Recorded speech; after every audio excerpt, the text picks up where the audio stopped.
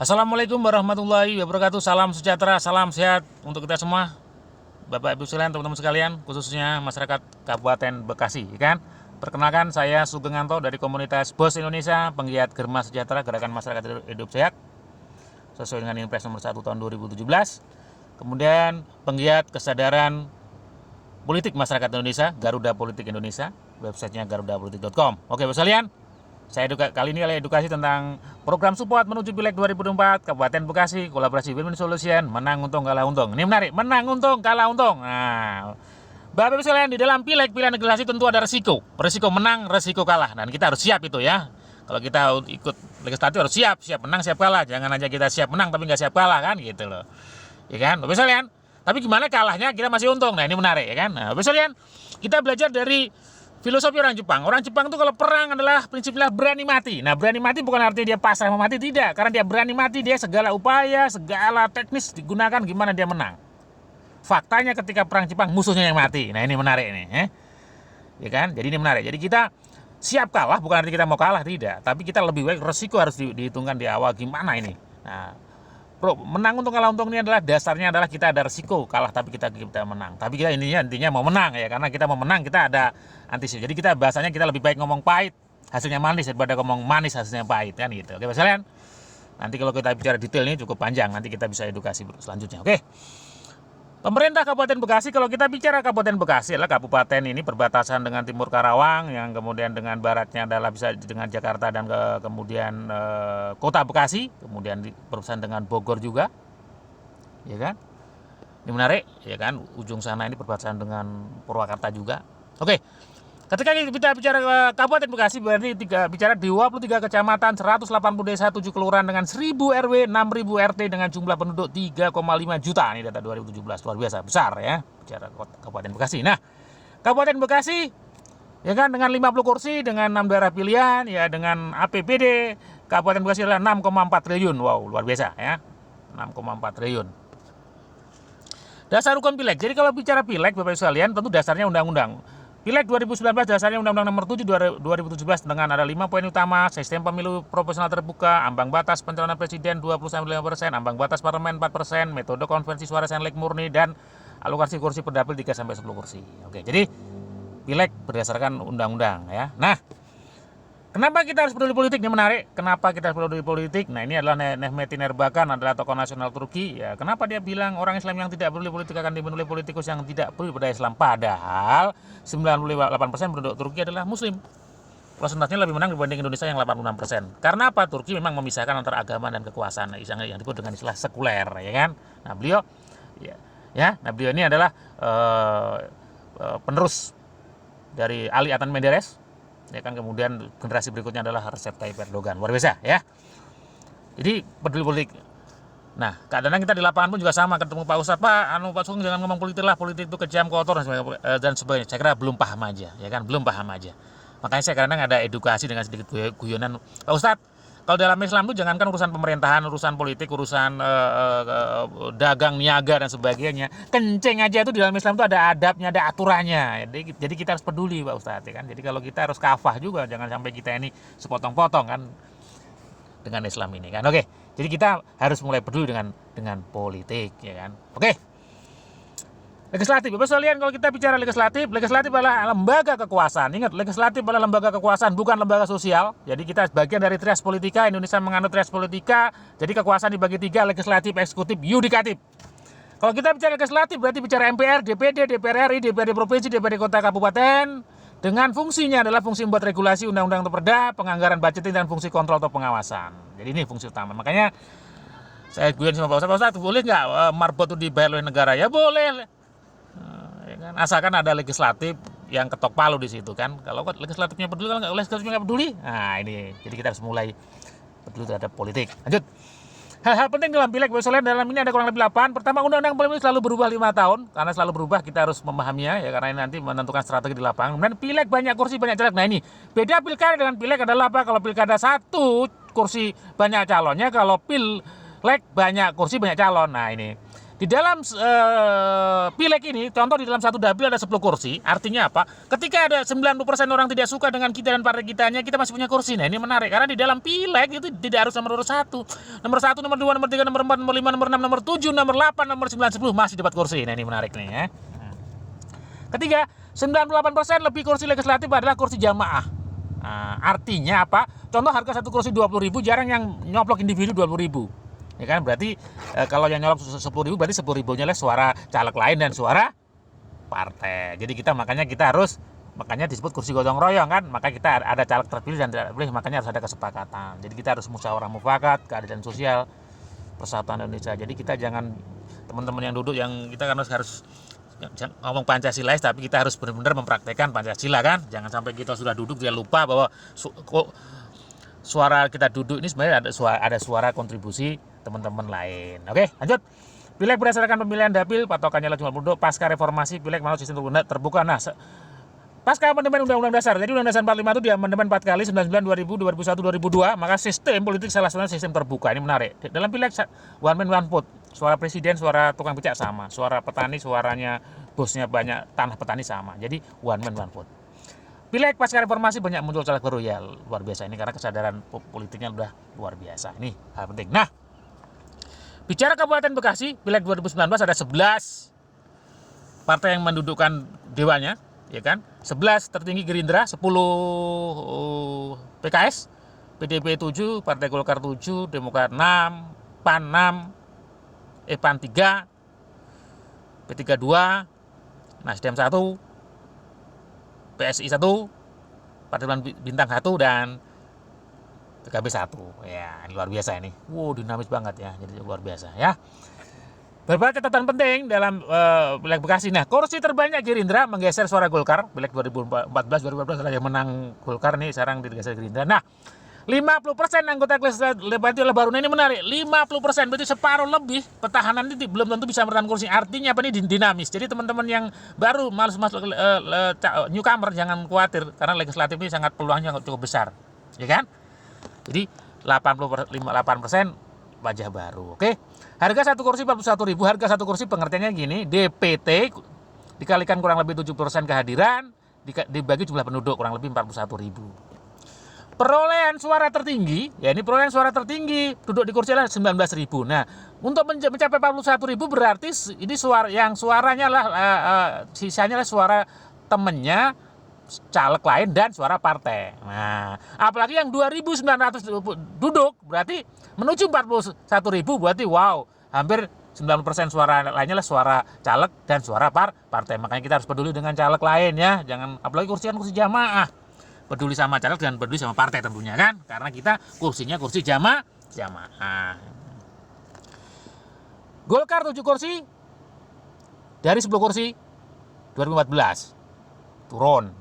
Hanura 0 kursi, 2 kursi, wah turun. Jadi ini dinamis ya, luar biasa nih Kabupaten Bekasi ya. Nasdem dari 3 kursi 1 kursi, wah dinamis lagi. Nah, apalagi partai baru PSI 1 kursi, wah luar biasa. Intinya legislatif di Kabupaten Bekasi menarik ya, sangat dinamis. Ini teman-teman ini terutama newcomer dan teman-teman yang sudah yuk kita ikut berpartisipasi dalam pileg tentu dengan cara yang elegan. Lanjut. Nah, menuju pileg 2024. Jadi kalau undang-undang masih digodok ya, salah satu informasinya bahwa nanti pileg sama pilpres dipisah ya, masih digodok. Nah, tapi kurang lebih pileg 2024 seperti gini kota Bekasi, sistem tetap proporsional terbuka, kursi 50 kursi, 6 daerah pilihan, pemilihan one man one vote, tetap banyak caleg baru Bekasi. Kabupaten Bekasi ini heterogen ya, dengan status ekonomi semua kelas ada. Ya, banyak juga heterogen itu juga banyak pendatang ya, orang-orang di Jawa dan non Jawa. Nah, persaingan semakin ketat, strategi 3M harus lebih awal dan terukur. Ini paling penting, strategi 3M. Tapi selain di dalam politik akan mengenal 3M. M pertama adalah namanya mapping, M kedua adalah monitoring atau maintenance, M ketiga adalah mobilizing. Jadi mapping itu sangat penting, mapping suara, mapping lokasi, ya kan, mapping jumlah penduduk, mapping pekerjaan dan sebagainya. Jadi mapping itu penting sekali. Habis itu kita adalah monitoring energi terbesar, kemudian mobilizing, mengkonversi yang dimonitor menjadi suara. Ini nanti kita banyak bermain di 3M. Oke, lanjut. Nah, Target pileg adalah suara bukan massa. Kalau massa kita kumpulkan orang di lapangan, datangan penyanyi dangdut suruh ngomong A, B, C, bahkan ngikutin. Tetapi bukan itu. Suara adalah bahkan siapa pemilih kita, kebutuhan pemilih kita harus dipahami. Nah, untuk mendaluang syarat, hukum yang dipakai adalah hukum memberi dan menerima. Jadi jangan pernah berharap menerima kalau belum pernah memberi. Jadi hukum alam ya, memberi dan menerima. Oke. Sebelum dipilih ada 4 tahapan: dikenal, diterima, disenangi, dipercaya, dipilih. Jadi dipilihnya ada tahapan, tidak tiba-tiba dikenal langsung dipilih, tidak, ada tahapan-tahapan, ya kan? Kalau kita cuma banyak spanduk, banyak brosur di mana-mana, cuma dikenal, tapi belum tentu dipilih, ya kan? Kalau kompetitor kita sudah masuk tahapan berikutnya, ya kita kalau cuma dikenal aja nggak cukup, tapi kalau yang lainnya nggak kerja, kita dikenal bisa menang. Tapi ini cukup panjang ya kalau bicara 4D ini kan, analisanya cukup panjang. Nanti kita ikuti edukasi berikutnya ya. Oke, lanjut. Karakter pemilih. Jadi pemilih ini karena memilih kenapa? 7% karena potensi saudara golongan organisasi SARA ini 35% faktor ini ya. Kemudian 65% faktor pemilih itu kenapa memilih itu? Karena balas budi. Balas budi 65%. Nah, balas budi itu ada 2, ya kan? Balas budi yang disebut dengan jangka pendek dan jangka panjang. Jangka pendek disebut dengan serangan fajar. Ya kan? Pagi-pagi ngasih duit, nah ini pilih A, kasih 10.000, 50.000, tapi gambling, ya kan? Jangka panjang tentu ini yang menarik. Jangka panjang adalah yang kita bicarakan, ya kan? Makanya tahun 2020 untuk bisa 2020 harus sekarang harus dimulai. Sebagai inspirasi bagi kalian ada tokoh, ya kan, yang duduk di DPR RI dari Dapil Jabar 6 itu Kota Depok, Kota Bekasi. Ya kan, beliau adalah dari segi agama dia non muslim tapi menang di kantong-kantong muslim. Ini menarik ya. Nah, kenapa? Nah, karena dia jangka panjang. Ya, menanamkan konsep balas budi jangka panjang, ya kan? 2009 jadi, 2014 jadi, 2019 jadi, 3 kali berturut-turutnya. Siapa beliau? Ya betul, Bapak Syukur Nababan ya. Jadi kita salah satu belajar dari beliau, inspirasi ya luar biasa. Oke, estimasi untuk duduk pileg kali untuk ini bukan uang dibagi tapi ini operasional di lapangan, karena kita ke lapangan kan juga pakai operasional kan. DPRD Kabupaten Kota kurang lebih 300 juta, DPRD Provinsi 1,5 M, DPRD RI 3 miliar kurang lebih ya. Tapi ini bukan uang. Nah, tapi nanti ini bukan ini yang kita pakai karena kita punya sistem menang untung kalah untung, ada sistem tersendiri yaitu gimana kita win-win solution, ya kan? Karena kita ingin duduk juga di delegasi dengan cara elegan. Oke, lanjut. Nah, budget pemenangan pileg itu sebenarnya apa? Alokasinya adalah kurang lebih ini. 50% terbesar adalah pengenalan spanduk kartu nama operasional tim ses 5%. Berikutnya adalah program doktrin dan penguncian suara. Karena kalau udah dikenal, diterima, dicintai, kita harus kita kunci. Kalau kita kunci ya lepas juga kan gitu loh. Makanya ini penting. Makanya teman-teman harus paham betul tentang pileg nih, tahapan-tahapannya, sehingga kita tidak terbawa oleh alur. Jadi ada tahapan-tahapan yang harus kita kuasai. Oke, lanjut. Nah, budget terbesar pemenangan pileg sekali lagi adalah operasional terbesar ya. Solusinya gimana? Nah, politik dan bisnis adalah satu kesatuan yang nggak bisa. Politik dan bisnis, ya kan? Menang untung, kalah untung, bukan menang untung, kalah buntung. Nah, jadi seperti mata uang ya, politik dan bisnis ya. Satunya angka, satunya gambar. Oke, lanjut. Manajemen risiko. Nah, kita yang pakai apabila kita bekerja dengan memperhitungkan risiko, maka risiko tidak jadi masalah lagi. Jadi kita program menang untung kalah untung adalah ini Bapak Ibu sekalian. Nah, karena ada lahir karena risiko. Risiko pileg tadi kan kalah. Nah, tapi gimana kita masih untung? Ya kan gitu loh. Nah, ini gimana Bapak Ibu sekalian? Kita belajar dari bisnis internasional yang cukup besar. Bisnis yang lahir karena adanya risiko. Bisnis ini cukup besar, lahir karena ada risiko. Punya klub bola dan sebagainya. Bisnis apa Bapak Ibu sekalian yang lahir karena adanya risiko? Ya, bisnis asuransi atau insuran. Nah, karena ada risiko kecelakaan, kematian, kebakaran, ada lahirlah asuransi. Sama. Karena ada risiko kalah dalam pileg, makanya lahirlah program menang untung kalah untung. Nah, ini menarik Bapak sekalian. Nah, kolaborasi Bos Indonesia Germa Sejahtera dalam win-win solution Bapak sekalian. Di dalam percaturan politik nasional itu dipengaruhi oleh 5M. M pertama adalah organisasi massa, M kedua adalah media massa atau pers, M ketiga adalah mahasiswa, M keempat adalah militer, M kelima adalah money atau pengusaha. Jadi sekali lagi politik nasional dipengaruhi oleh 5M. M pertama adalah organisasi massa, M kedua adalah media massa, M ketiga adalah mahasiswa, M keempat militer, dan M kelima adalah money atau pengusaha. Makanya kalau ada 9 naga dan sebagainya, ya betul ya kan. Nah ini nanti kita ini dasarnya membangun dengan kekuatan organisasi massa ya, berbasis bisnis tentunya nanti. Nah, konsep dasar kolaborasi win-win solution adalah pemilihan legislatif punya korelasi dengan persamaan perdagangan barang dan jasa. Oke. Sales terapi, tenaga kesehatan, tenaga pemasaran, lapangan, mitra bisnis dalam aktivitas setiap hari mempengaruhi orang untuk mengikuti apa yang ditawarkan. Nah, sama-sama kan? Sama-sama menawarkan. Nah, energi atau biaya yang dikeluarkan dengan adanya tambahan promosi calon legislatif dengan tambahnya sama. Ini menarik. Jadi kalau kita tinggal di Bogor, setiap hari kita punya bisnis di Jakarta, punya urusan di Jakarta, Bogor, Jakarta, Bogor, Jakarta, Bogor, Jakarta. Suatu saat ada orang numpang, Pak, saya ingin numpang mobil Bapak ke Jakarta. Kira-kira bensin yang dikeluarkan sama nggak kita? Ya, hampir sama aja. Tapi ketika kita dari Bogor ke Jakarta hanya kepentingan ke Jakarta tanpa kita ada aktivitas yang rutin tadi, tentu akan biaya yang cukup besar. Inilah namanya kita tinggal kerjasamanya seperti apa, kolaborasinya. Oke. Mempengaruhi orang lain dengan dasar tas kepercayaan pada tahapan untuk dipilih. Nah, mempengaruhi orang tanpa dibaca oleh lawan dan no money politik. Ini menarik, no money politik. Kalau kita pakai baju si A kan ketahuan kita di lapangan. Tapi kalau kita sebagai tenaga lapangan, baik terapis dan mitra bisnis dan sebagainya, kita kan nggak ketahuan karena setiap hari udah ada di lapangan. Ini menarik Bapak sekalian ya. Nah, Bos Indonesia itu apa? Bos Indonesia adalah komunitas berbisnis online dan offline Sehat Sejahtera yang didukung oleh Lembaga Kursus Pelatihan Sukung Sejahtera, KPPS, CBO Akademi, dan media sorot nasional. Bos Indonesia bersifat inklusif, bukan eksklusif. Inklusif berarti semua stakeholder masuk, semua bisnis masuk, ya kan? Bos Indonesia sebagai wadah edukasi dan praktek. Jadi kita tidak hanya teori aja tapi praktek juga, ya kan? Dengan kurang lebih 10 bidang bisnisnya. Kita kolaborasi dengan Germas Sejahtera. Germas Sejahtera adalah gerakan masyarakat hidup sehat sesuai dengan Inpres nomor 1 tahun 2017. Ya kan?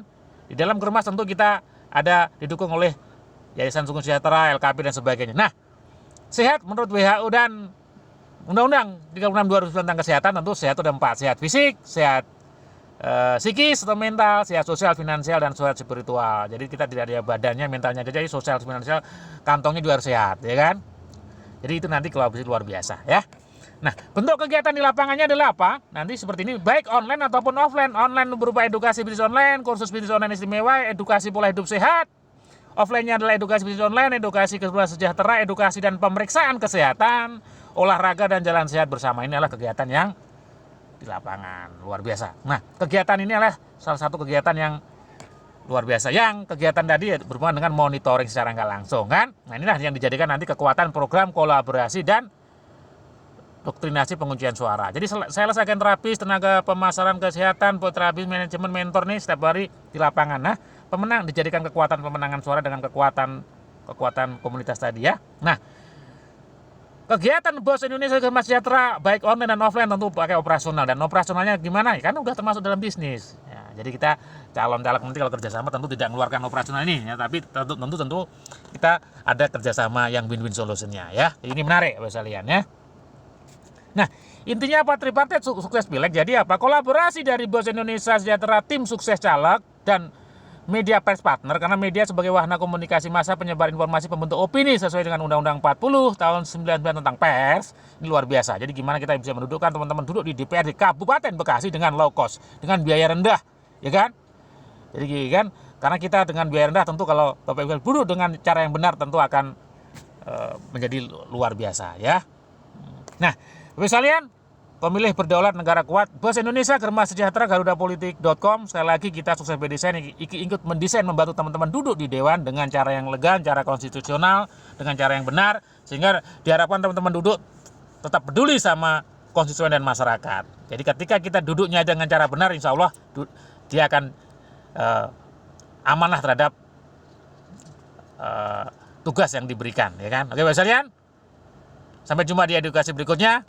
Indonesia sehat, Indonesia kuat, Indonesia maju, Indonesia menang. Terima kasih. Assalamualaikum warahmatullahi wabarakatuh.